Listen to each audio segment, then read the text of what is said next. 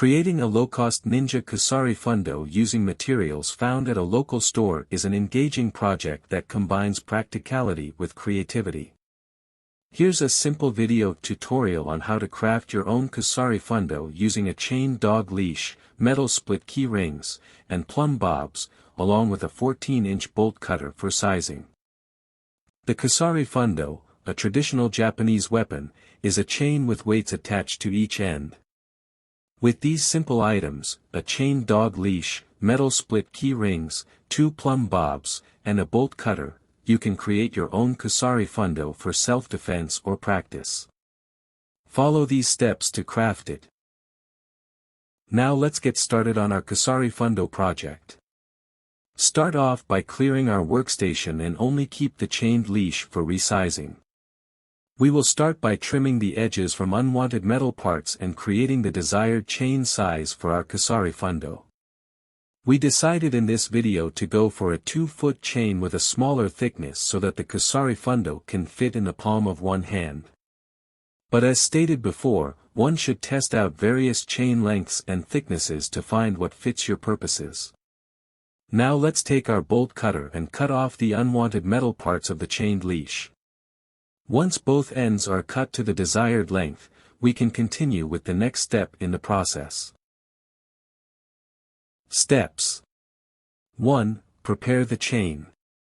Lay out the chain dog leash on a flat surface, ensuring it's untangled and straight. Measure and mark the desired length for your kusari-fundo. The standard length ranges from 2 to 4 feet. Use the bolt cutter to cut the chain leash at the marked point. Make sure to create an even and clean cut for both ends. 2. Attach the metal split key rings. Open a metal split key ring using pliers. Gently twist the ring open, avoiding excessive force. Slide one end of the chain through the opened split key ring. Position the ring close to the newly cut end of the chain. The key ring should attach and stay firm after inserting the chain end. 3. Repeat for the other end. 4. Attach the plumb bobs. The plumb bobs will serve as the weights on each end of the kusari-fundo. Open a split key ring that is already attached to one end of the chain and thread it through the loop at the top of one plumb bob. 5. Repeat for the second plumb bob. Follow the same procedure to attach the second plumb bob to the other end of the chain.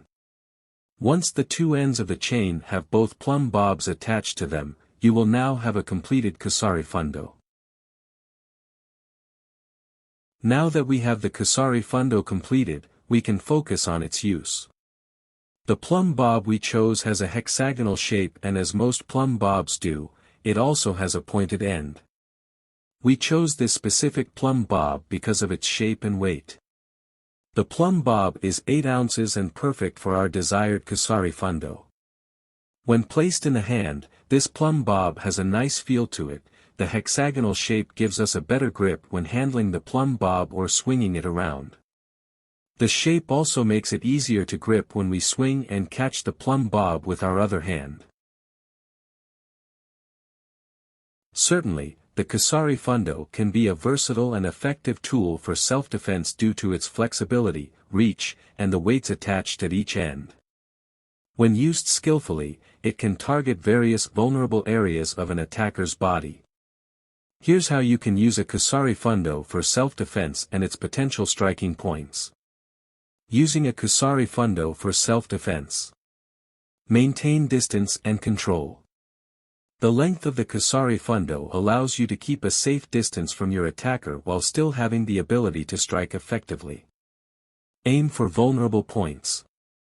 The weighted ends of the kusari-fundo can be used to target vulnerable areas of the body that are more likely to incapacitate an attacker. Potential striking points. Hands and wrists. Striking an attacker's hand or wrist with the weighted end can cause pain and potentially disarm them by weakening their grip. Elbows and knees. A blow to the elbow or knee can disrupt an attacker's balance and mobility, making it difficult for them to continue their assault. Shins and thighs. Striking the shins or thighs with the kusari-fundo can cause significant discomfort and reduce an attacker's ability to chase or continue an attack. Head and neck. While targeting the head and neck area should be done with caution, a controlled and accurate strike can disorient or stun the attacker, creating an opportunity for escape. Groin. A targeted strike to the groin can cause pain and distraction, giving you a chance to flee or gain the upper hand. Ribcage and abdomen. Strikes to the ribcage or abdomen can knock the wind out of an attacker and momentarily incapacitate them. Footwork and entanglement. You can also use the kusari-fundo to entangle an attacker's limbs, restricting their movement and giving you the advantage. Important considerations. Training. Proper training is essential to effectively use the kusari-fundo for self-defense. Practice controlled strikes, footwork, and defensive techniques. Control and restraint. While the kusari-fundo can be used for self-defense, your goal should be to neutralize the threat and escape rather than causing serious harm. Legal and ethical considerations. Always prioritize your safety and follow local laws when using any self-defense tool.